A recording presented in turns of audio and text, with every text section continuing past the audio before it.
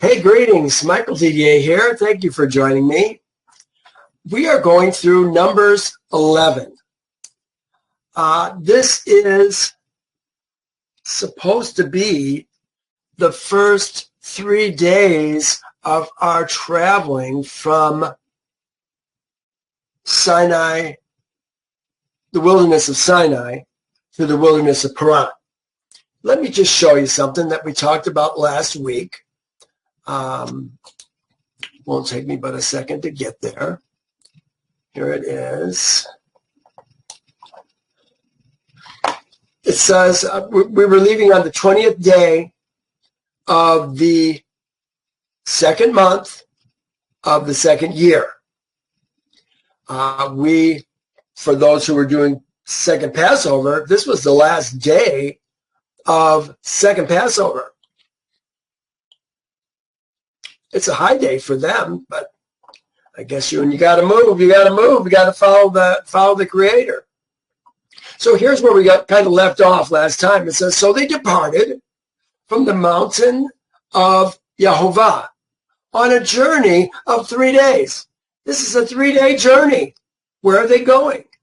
And the ark of the covenant of Yehovah went before them for the 3-day journey to search out a resting place for them.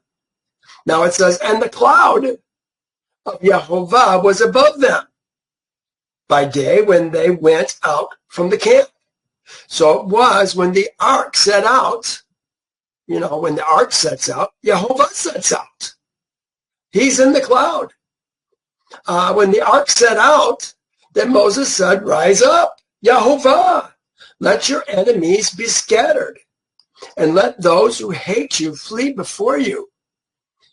And when it rested, we're talking about the ark again, it says, return Yehovah to the many thousands of Israel. We discussed whether or not every night when we stopped, did we set up the ark? I tend to think that we did. But what a pain in the tuchus that would be to change all those things, all the work involved. Did they had to at least the people had to put up their tents. Every day they took down their tent, slept in the tent at night, packed it up, hauled it around with them, set it up in the next evening. All of a sudden they're doing a lot more work, aren't they? Than when they were on the Sinai Peninsula or on the Wilderness of Sinai and not having to move every day. Well, let's keep those thoughts in mind as we start this next chapter, the one we're going through today, chapter 11. My Bible and most Bibles start out, and the people. Mine says, now, when the people complained. What I saw in here was this word right here, haya. In a sense, behold, and behold, the people complained. I think it's surprising to Yehovah that the people are complaining. He has provided for them already for 12 months. Remember, we're in the second month. We left in the first month, first year. We're in the second month, second year. I guess that's 14 months. 14. He's provided for us manna from heaven. It says, behold, the people complained. And it displeased Yehovah, for Yehovah heard it. And his anger was aroused. So a fire of Yehovah burned among them. It's almost Jehovah's fire is really what it says. Jehovah's fire burned among them and consumed some of them on the outskirts of the camp. Consumed them on the outskirts. Look at, here's the word that they used. I said all the other Bibles said, and the people. This one, International Standard Version, said eventually, and I forget what EB is. I want to say Erdman's Bible, but I don't think that's right. EB was Emphasized Bible. It says, and it came to pass. That makes more sense. And it came to pass. But what I was going to go down to was, I think it was this. On the extremity of the camp. This is the camp. There's the ha, and then the camp. Mechanah. But we're talking about the extremity of the camp, the outside of the camp. It makes me think about the half-hearted of the camp. You know, how many times have you heard a Christian say, talking about getting into heaven, well, I don't care if I just have a shack in the back. I've heard that many times in my 70 years. All I want is a shack in the back. Well, you know what? That's the kind of people that I think Yehovah is dealing with right this very instant. Those people who are on the outskirts of the camp and not necessarily among them. You follow what I'm saying? We are right now in our current days slaves in Egypt. And truly, we are being set free. We're going to be sovereign people again.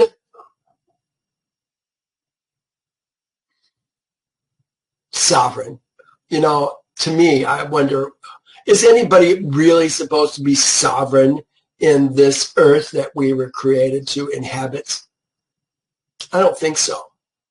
I think everybody serves somebody. Men were created to serve Yehovah. Women were created to serve their man, their husband, their father, their whatever their covering is, whoever their covering is. That's who they serve. Right now, we're being set free.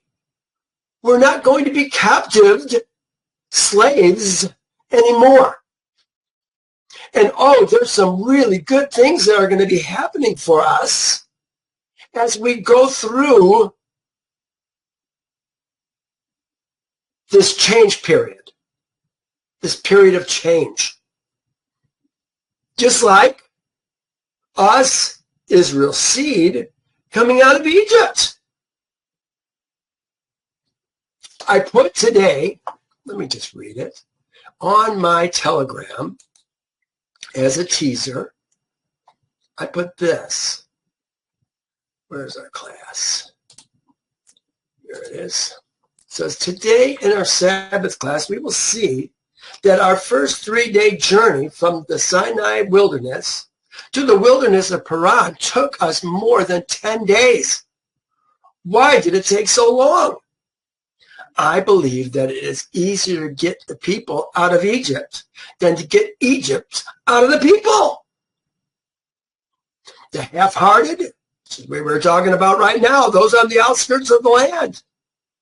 And the half-committed didn't make it through even 3-day journey, much more all the way to the promised land. We're being set free right now to be sovereign. You know, there's going to be a lot of money coming to people from their Kusep trusts, They've been banking on your birth certificate for years. They've been trading on you, bargaining with you. Interest that you paid on their fiat money was all done with fraud. It's coming back to you. And there's going to be things that they did to you that is also going to mean money in your pockets because they stole from you. I had 8 months of my life stolen from me. Way more than that, but in particular on the incident I'm talking about. But most of these people that are getting this money still have Egypt in their brain. You know, we wear these tzitzit here. These tzitzis. Why do we wear these? We wear these to remember to do the commandments of Yahovah and to not follow the harlotry of our own heart and our own eyes. Yahovah is our sovereign. Most of the world does what's right in their own eyes, don't they? Well, I got a hunch that many of these people that are going to get these vast sums of money and the freedom that goes along with it are going to blow it within 10 years. It won't be available to them any longer because they will have spent it all. Because they didn't renew their minds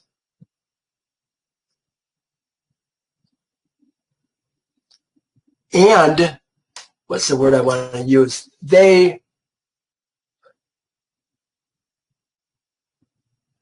word's going to come to me. They see something and they want it.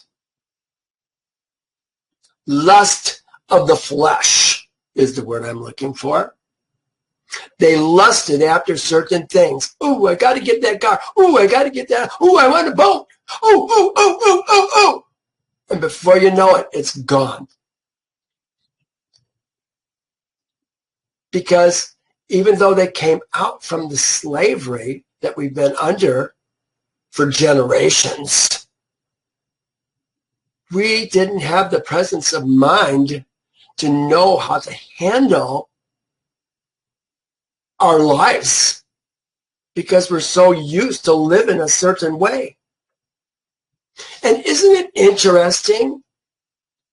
I mean, you're looking at the big picture now. Out of all the men that came out of Egypt, only 2 or 3 went into the promised land. Everybody else died in the wilderness. It took a whole generation of men dying, in a sense, to renew our minds to Yahovah's ways. When we crossed the Jordan River and entered the promised land, the first thing we did was keep a real Passover. It says there was a pile of foreskins. Can you imagine that so many men blew off the Passover of Yahovah for those 40 years in the wilderness? Now, don't get me wrong. There were a lot that kept Yahovah's Passover because they wanted to be his people. But there was a whole bunch that didn't, that were bitter. And I think that what we're going to see here, especially in this chapter,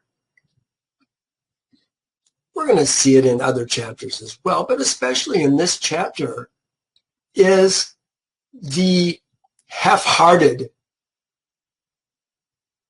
the half-committed who wanted to go back to Egypt die. This one just simply says he killed him. Look at this. So the fire, so Yahovah's fire burned among them and consumed them on the outskirts of the camp. No warning. They complained once, and it displeased Jehovah. And he was surprised. Behold and behold!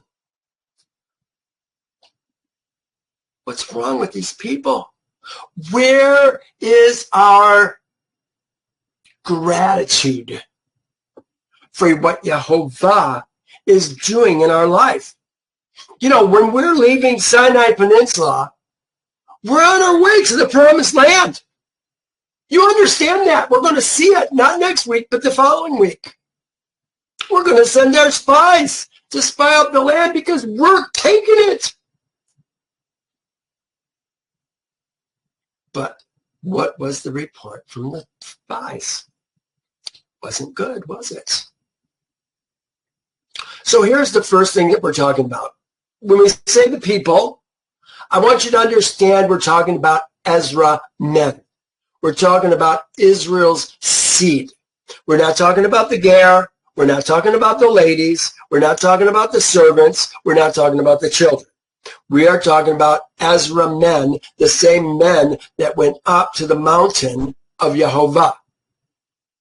They're the ones that are complaining. Yeah, their wives are probably complaining. Their servants, their children are complaining. Their Ger, who dwells with them, are probably complaining. But he's not talking about them. He's talking about the people, Israel's seed. So when you see this green, know that that's the people that we're talking about. Those are the ones that are being killed right now. Burned among them. Who's them? The people. Then the people cried to Moses, verse 2. And when Moses prayed to Jehovah, the fire was quenched. Hear that? Jehovah took it on himself to all of a sudden start burning people. Remember Nadab and Abihu? They were destroyed the very first day they became priests. They were sanctified that day, the very same day, the 8th day of the process. They were full priests and died that same day. Jehovah is no respecter of persons, is he? So now it says the people cried out to Moses. And when Moses prayed to Jehovah, the fire was quenched. That's it. He simply had to say, Father, please, don't do that.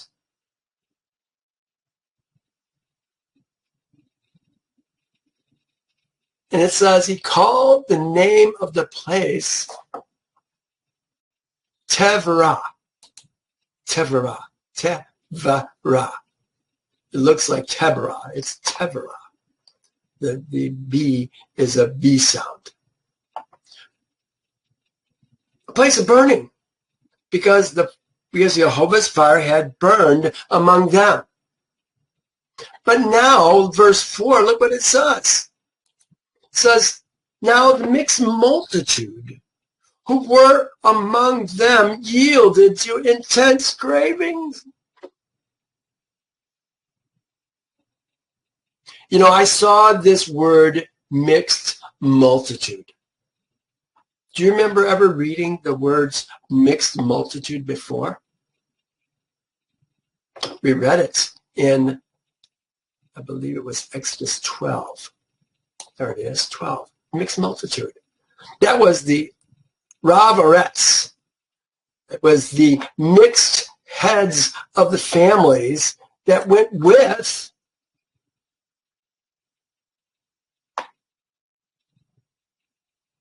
Israel's seed. Here, let me do this.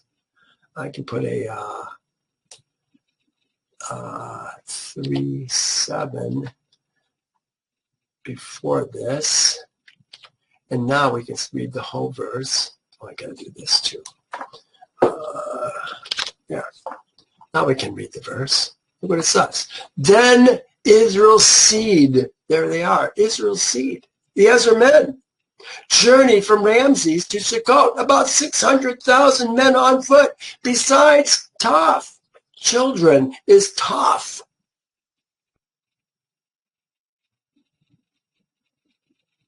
Actually, this says in the Hebrew, it says 600,000 Geburim men, mighty men. The Israel seed were mighty men. We've always been mighty men. We just don't know that we're mighty men. I'm just starting to figure it out. But I got a long ways to go still because I got Egypt stuck in my brain. So this doesn't say mighty men. What does it say? Or mixed multitude. This was the Ravaretz, Ravaretz. I think it was Ravaretz. I forget what the order was on that. I have. A Rav.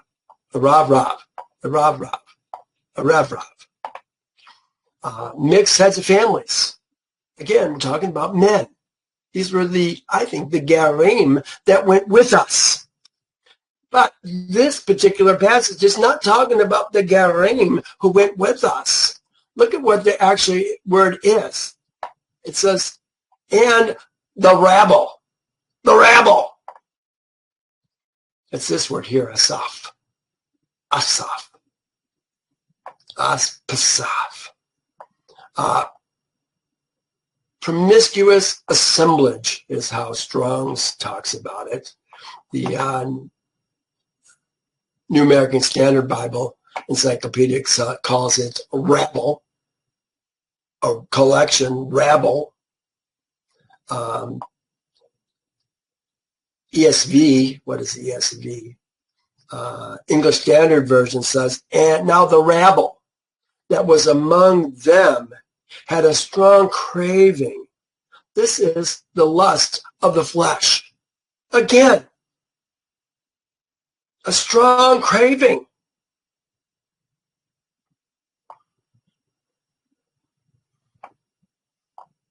Had strong cravings, and Israel's seed also wept again.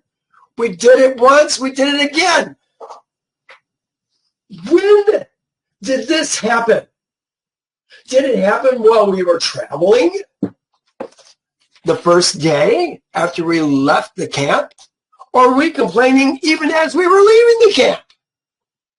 Surely we weren't doing it as we were leaving the camp.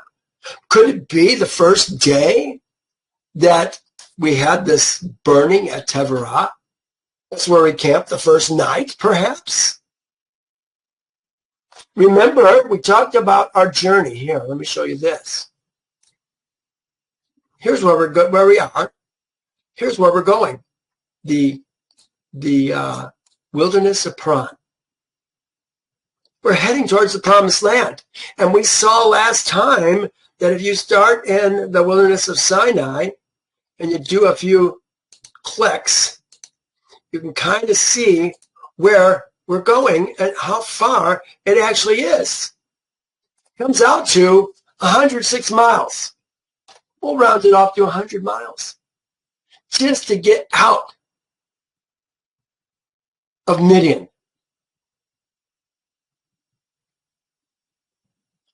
How long does it take to do that journey? It says it was a 3-day journey. But it seems like it was a hell of a lot more than a 3-day journey, the way we did it. I mean, 3-day journey, that's 33 miles a day. That's a long ways with a group the size that we have. Especially when we got to take down the tabernacle, set up the tabernacle, get meals, get everything done. That's a big job. But it says it was a 3-day journey. That would have been a busy 3-day journey. I got a hunch that Teverah was probably someplace right along the sea here, where my little pointer is. I don't know if you see a hand or a pointer. I always forget what that is. For me, it's a hand. The first destination. What would the mileage be on that? Let's just check that. It can't be very far. Probably 20 miles, 10 miles, 14 miles. Yeah, 14 miles. That's about half of what we really need to do if we're going to get get along the way 30 miles. We need to be out to almost where we crossed the Red Sea, right here. Remember, it took us 3 days to get from the Red Sea crossing to the wilderness of Sinai. 3-day journey. Seems like we're talking a lot more than a 3-day journey, doesn't it? Because a lot of things are going to happen before we make it to the wilderness of Paran at the end of chapter 13.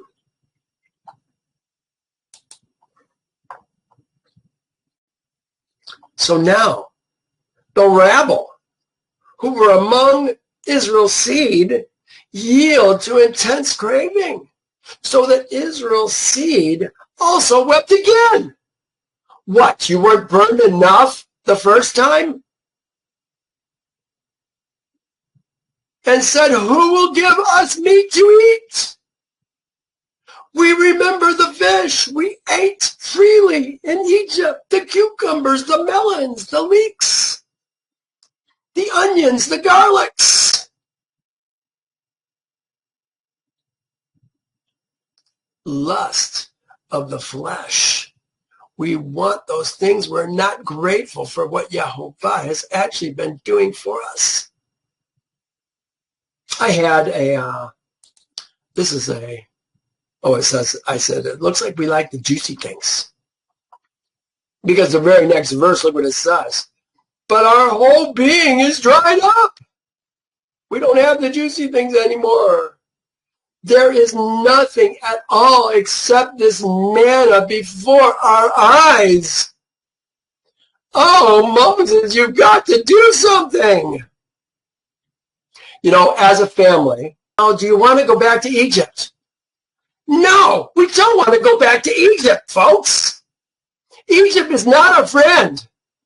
Do you want to have health and wealth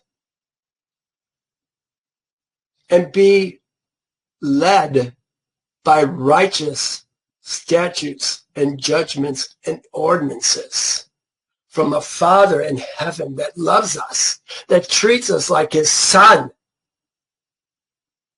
or be taken advantage of in Egypt?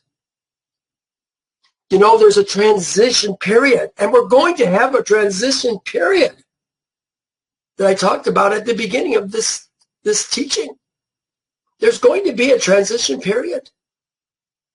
We've got to get through it.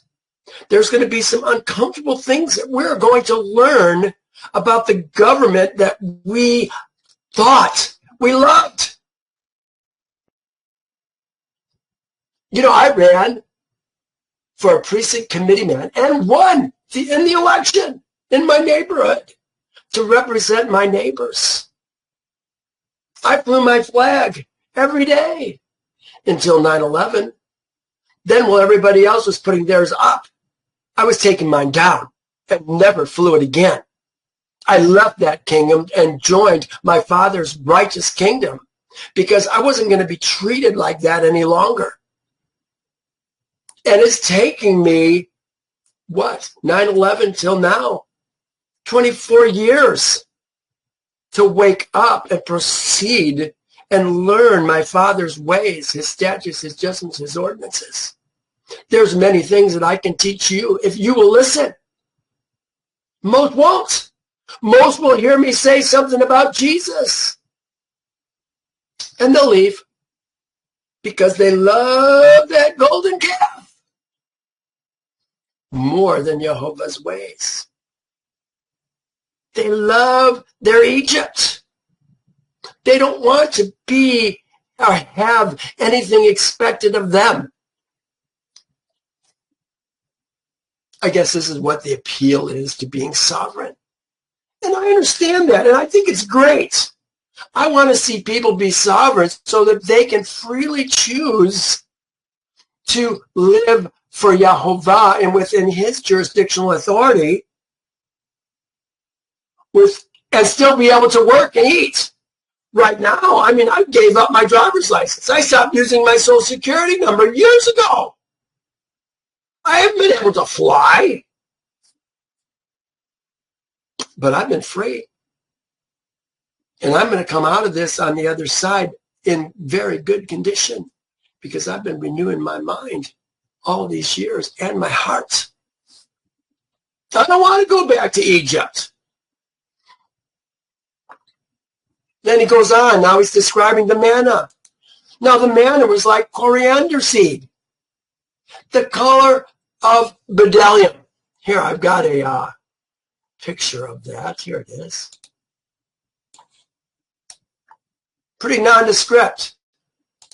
Not something that you'd look forward to. Hey, give me some manna. That looks delicious. But, you know, I think it was better than it looked. Look what it says. And the people went about and gathered it. Remember the people, Israel's seed. The ladies didn't gather the manna. The Ger didn't gather the manna. The servants didn't gather the manna. Israel's seed gathered the manna for them and their households. Remember, we sponsor a Ger. We're the head of the Ger. So they're gathering it. It says the people went about and gathered it, ground it on millstones, or beat it with mortar, cooked it in pans, and made cakes of it. And its taste was like the taste of pastry, prepared with oil. Well, that doesn't sound too bad. I mean, what do we have? Manna cereal, manna pancakes, manna burgers. That's why I like this song. It had so many different things that they did with the manna. It was fun.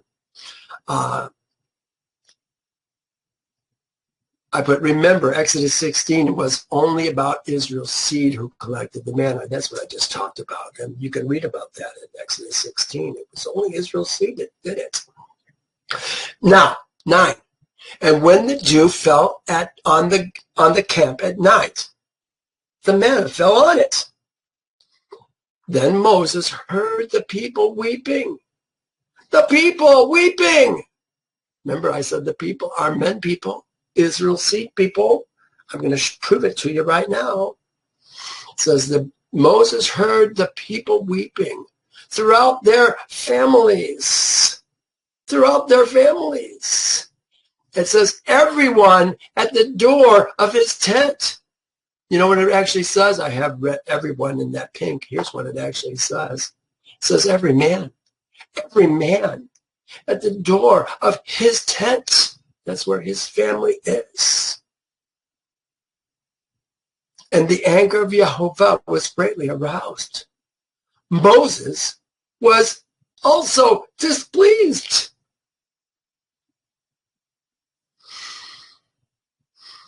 Moses is going to complain. So Moses said to Jehovah, why hast thou afflicted thy servant? And why have I not found favor in thy sight, that you have laid the burden of these people on me? Does he sound pleased? That word servant is aved, manservant. The people. It says these people laid the burden of the people on me. He says, did I conceive all these people? Did I beget them? That thou shouldst say to me, carry them in thy bosom, as a guardian carries a nursing child to the land which thou swore to their fathers? Ooh, Moses has got his attitude showing right now, doesn't he? Did he conceive these people? You got to understand how these people were conceived. When he's talking about conceiving these people, they're no different. They're all born once, born of the flesh. But these people were conceived at Passover and became Jehovah's Ezra men. That's what make these people separate from all the rest of the people of the world. They're in covenant with Jehovah. So Moses is pointing out, You conceived them. This is a spiritual birth, but it's not sticking.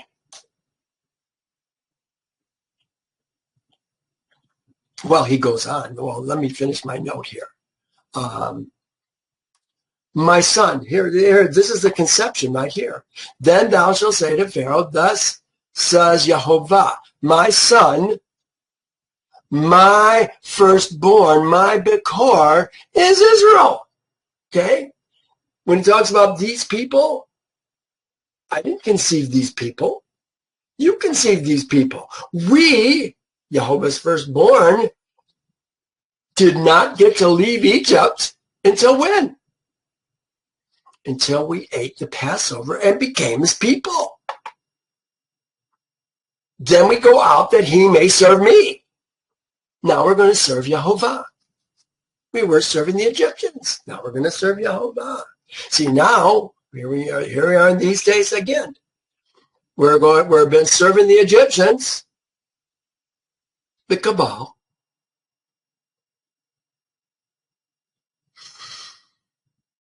And now we're going to be sovereign. That's not a good sign. We need something more. We need more direction than just sovereign and doing what's right in our own eyes. That's why we need Jehovah in our life. Here, this is what Jehovah said about it back in 19. It says, now therefore, if you will indeed obey my voice, keep my covenant. Remember, we did it once at Passover, but we need to continue. We do it every year. We get kicked out of Israel. That's Numbers 9. Then you will be a special treasure, a segula to me, above all the people, for all the earth is mine. But see, we're the special treasure. Everybody's been born, but we were conceived by Jehovah to serve him. These are the words which you shall speak to Israel's seed. Now Moses continues. Where am I to get meat to give to all these people? For they weep all over me, saying, give us meat that we may eat. Now keep in mind, we're talking about 600,000 men, really 603,550 men at last count this month. Just what, 21, 22, 23 days before? That's just the men. That's just Israel's seed.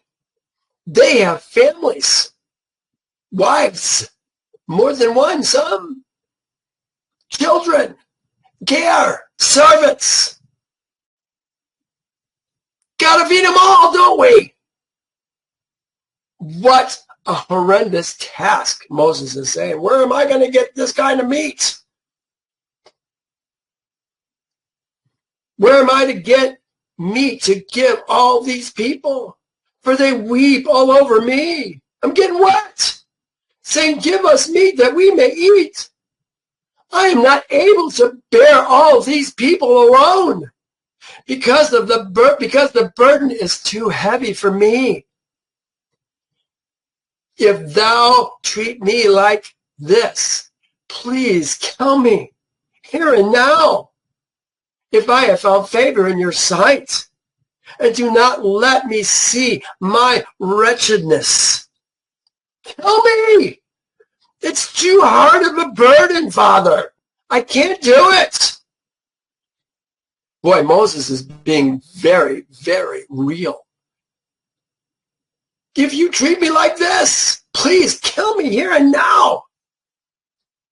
If I found favor in your sight, kill me. Don't make me go through this. But Jehovah's going to give him an answer. What do I have for a note here?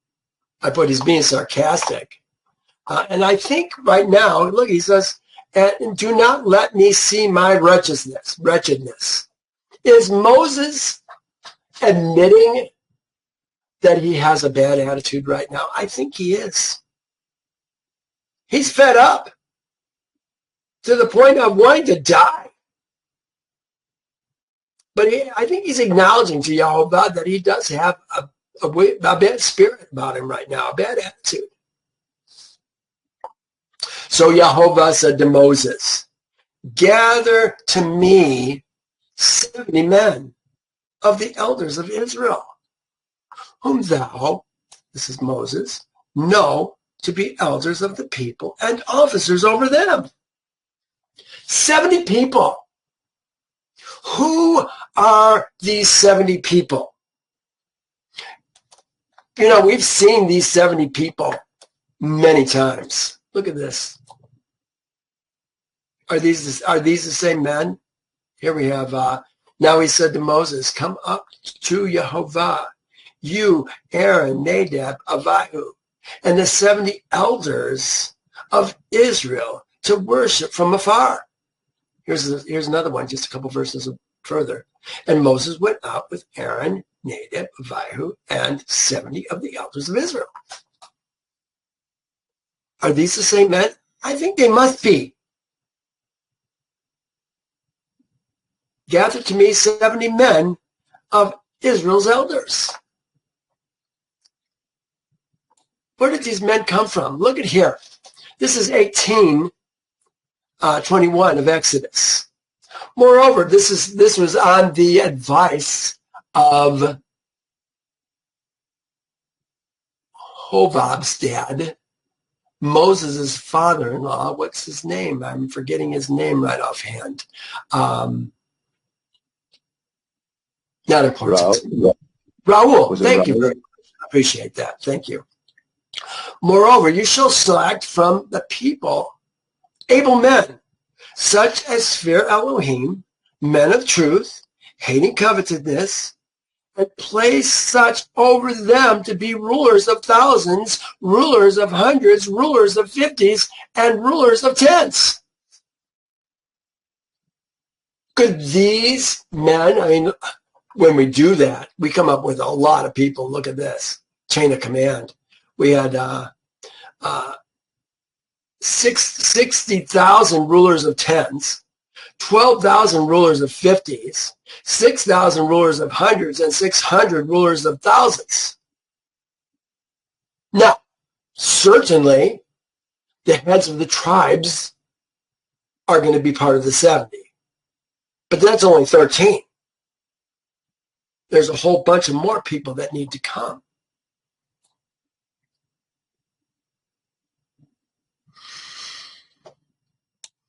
Here's something I want you to think about. This is a little bit of a hiatus, but somebody was asking me recently about Romans 13.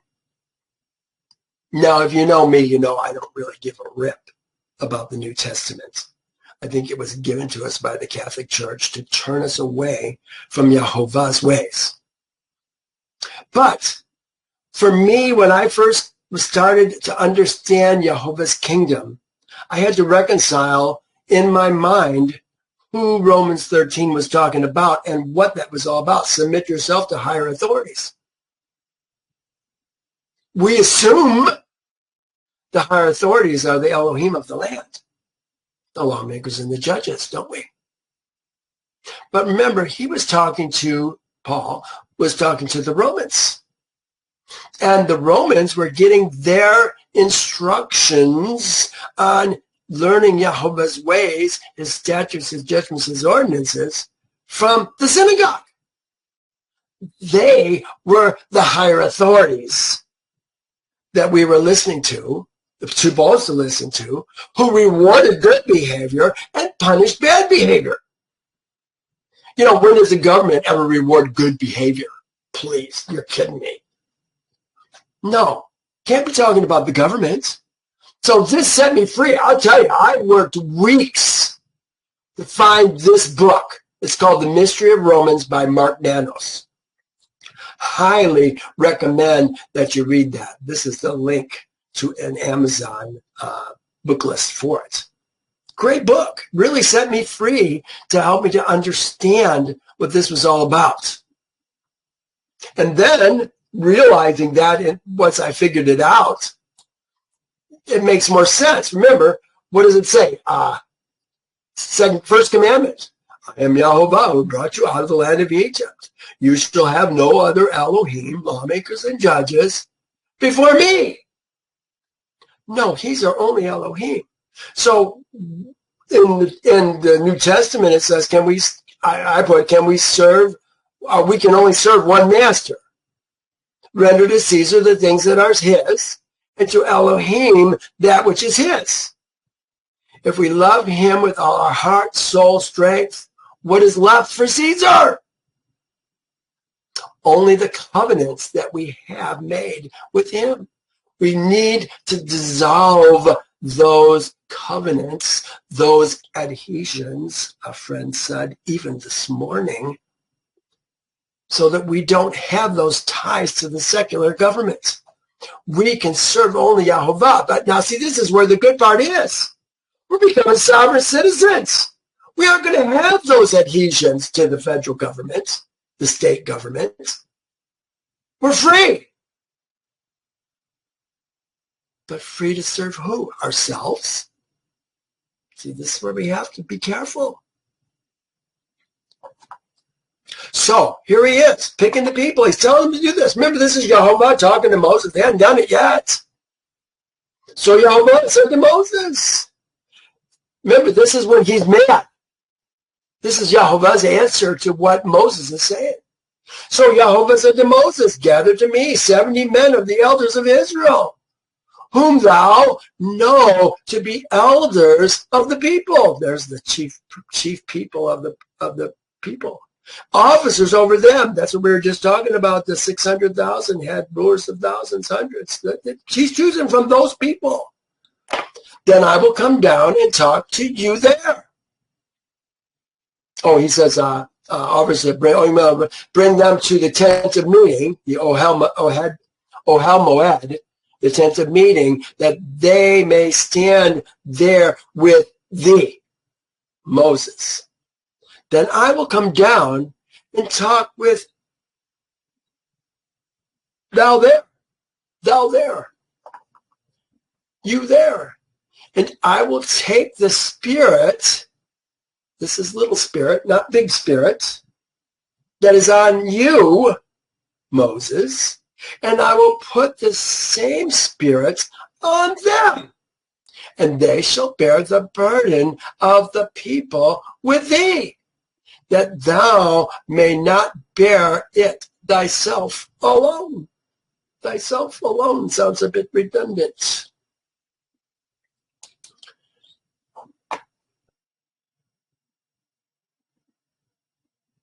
Yeah, but this is the same thing.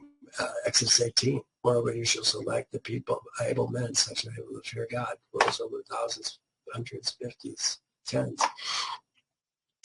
Okay, verse 11 or verse 17.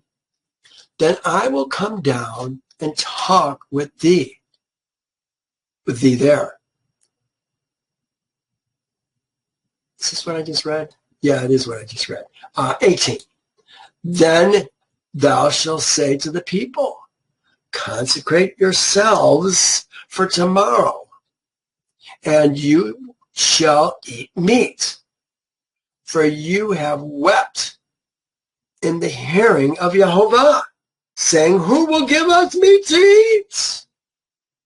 For it was well with us in Egypt. Therefore Yahovah will give you meat, and you shall eat. Oh, it's changing to the yous instead of the thous, because he's talking to all the people. Verse 19.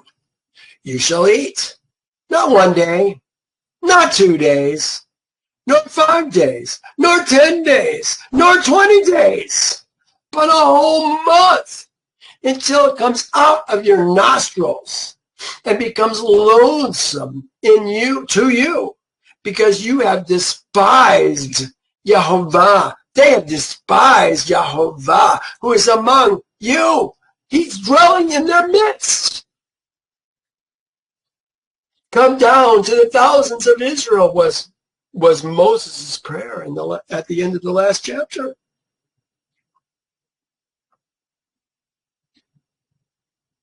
But a whole month until it comes out of your nostrils and becomes loathsome to you because you have despised, here's the word they use for despise, ma'as, spurned Yahovah. Here it says to make something dissolve away, also to dissolve something through refusal. Here's rejected, despised, abhorred, to refuse, reject. You've despised Yahovah who is among you and have wept before him, saying, why did we ever come out of Egypt? Do you think in the future there's going to be some people who are going to be lost in a sense? Missing Egypt, even though they're free citizens to be able to choose to serve Yahovah voluntarily? That's my hope, is that people will do that. And Moses said, the people whom I have among, here, now this is kind of a new thing. Now, see, Yahovah was talking to Moses. Now, all of a sudden, Moses is talking to the people. And Moses said, the people, I guess he's still talking to Yahovah. That's going to happen next. And Moses said, the people whom I am among are 600,000 men on foot. That's exactly what it said in Exodus 12. Yet you have said, I will give them meat. Moses, that's Yahovah, says, I will give them meat, that they may eat for a whole month. Moses says, shall flocks and herds be slaughtered for them to provide enough for them? Or shall all the fish of the sea be gathered together for them to provide enough for them? Moses can't see it in his flesh, which is how you and I always look at things. How are we going to make that work out? Not trusting Yahovah to do what he says he's going to do. Do what he says he's going to do. Look at this very next verse. And Yahovah said to Moses, has the arm of Yahovah, and Yahovah said to Moses, has the arm of Yahovah been shortened? Now thou shalt see whether what I say will happen to thee or not. Moses can't see it. But Yahovah says, you're going to see that what I say will happen. So Moses went out and told the people the words of Yahovah. And he gathered, it says, the 70 men. You know what? The is not there. I think the should be there. I think they're the same 70 men that went with him up on the mountain with Israel's seed to hear the 10 Commandments. And he gathered, that was afterwards that they went up there. And he gathered 70 men. It doesn't say the 70 men. He gathered 70 men of the elders of the people and placed them all around the tabernacle. And Yahovah came down in the cloud. Yahovah was always in the cloud, and spoke to him and took the spirit that was upon Moses, him, and placed the same upon the 70 elders. And it happened when the spirit rested upon them that they prophesied. Now, the New King James says, although they never did it again, they never did so again. You read something like that, you gotta use some common sense. You gotta ask yourself, why would they never do it again? They did it once and they're not going to do it again. Maybe we're missing something. Maybe we need to dig a little deeper. See, this is where we're at right now these days. People are saying things. You got to test what they're saying. Look for original information on what's being said. Because we're being played. We've been played our whole lives. And now people are beginning to dig deeper and find out what the truth really is. Many call them conspiracy theorists. But we're turning out to be right, aren't we? So what does it say? Here, look at this. This is, what does this verse say? Then Jehovah came down in the pillar of cloud. Oh, this is just the same. Oh no, this is the next chapter. Why do I have this in here?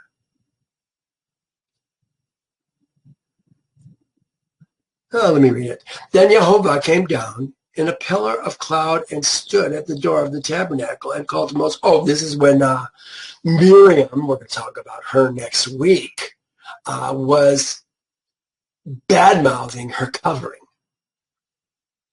You know what? I'm not even going to read that. Let me just talk about what it says right now. This is how the other ones are translating it. It says, and did not cease. It says the Spirit rested upon them. They prophesied and did not cease. Yeah, this is what it actually says. And when the Spirit rested upon them, they prophesied and did not cease. And it cometh to pass at the resting of the Spirit on them that they prophesied and did not cease. No, they kept doing it. Now, look what it says. They put, but. I think the proper word is and.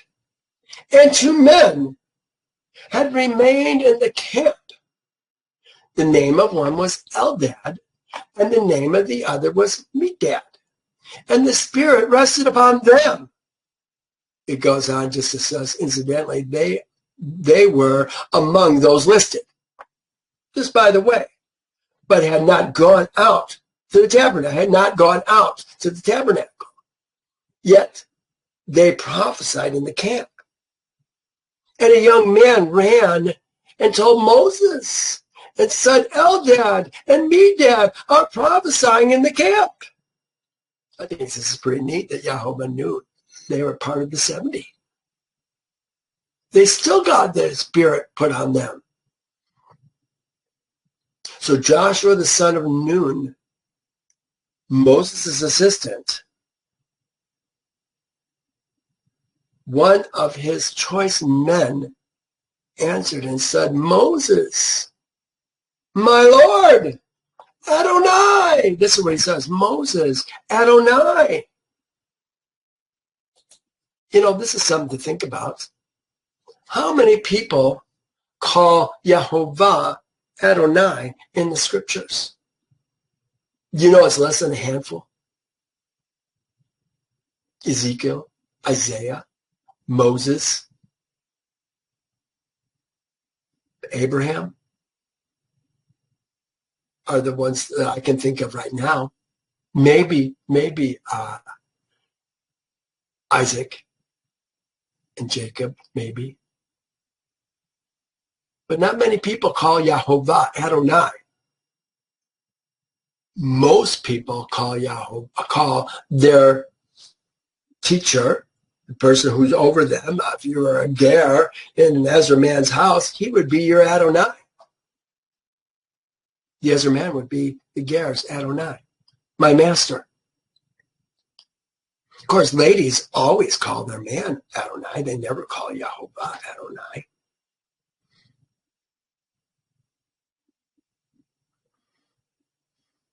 Yeah, these are things that we got to look at. Here is Joshua calling Moses Adonai. Forbid them. Then Moses said to him, are you zealous for my sake? Are you happy for me? Oh, that all Yehovah's people were prophets, and that Yehovah would put his Spirit upon them. That would be a good thing, Joshua. Don't be jealous for me. And Moses returned to the camp, he and the elders of Israel. Now look what happens. New thought. Now a wind went out from Yehovah, and it brought quail from the sea and left them fluttering near the camp. About a day's journey on this side and about a day's journey on the other side. all around the camp. And about 2 cubits above the surface of the ground.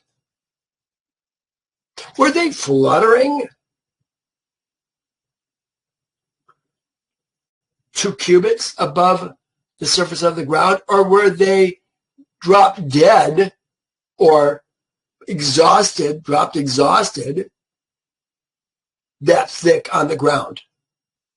That was my original thought. That would be a heck of a lot of birds. But even to have that many birds hanging around the camp that you could just scoop up and slaughter and bring home, that's a lot of birds. A day's journey on all sides of the camp. Can you imagine? You're not going to take care of all those birds in one day, are you? Probably going to take several days. In fact, look what it says. We'll find out.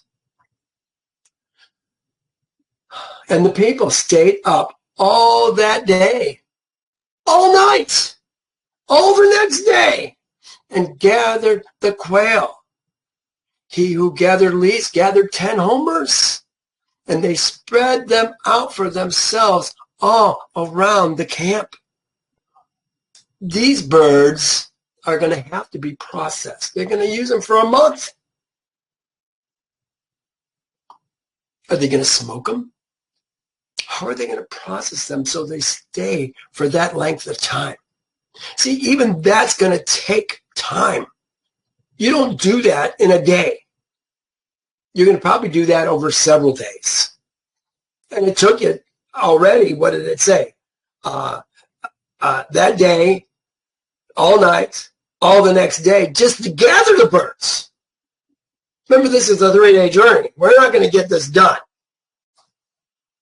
There's been a lot that's happened in this 3-day journey, isn't it?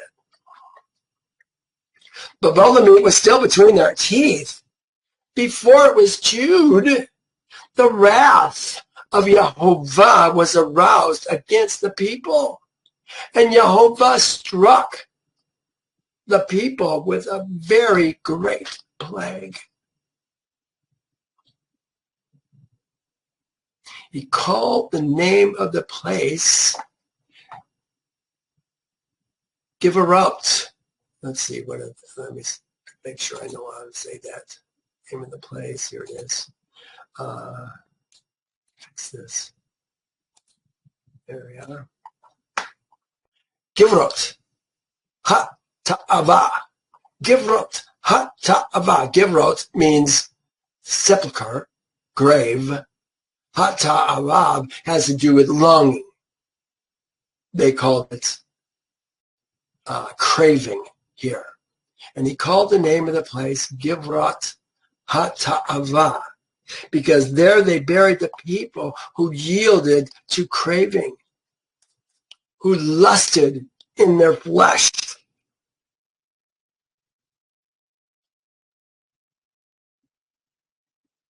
Something to think about. You know, we're going to get this money eventually. Are you going to lust in your flesh and just blow it? You know, most people who win a lottery, no matter how much money they get, they blow it within the first year or two. Some sooner. Because they yield to their cravings. They don't act wisely. You know, Yahweh's people, we get knowledge. With that knowledge, we get understanding. And with the understanding, we get wisdom. We're a wise people, or we should be. These people yielded to their cravings.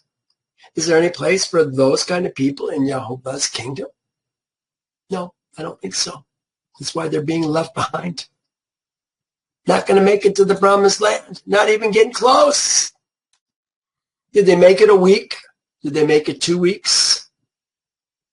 I'm going to say 10 days it took us to get from Wilderness of Sinai to the Wilderness of Paran. 10 days at least. With all that we have going on just in this chapter and next chapter. There's 7 days blown in the next chapter. It's going to be at least 10 days. It says they yielded their craving. Last verse. From Givrot Hata'ava, the people moved to Kazerat. I guess that's the second to the last verse. No, that's the last verse. Moved to Kazerat.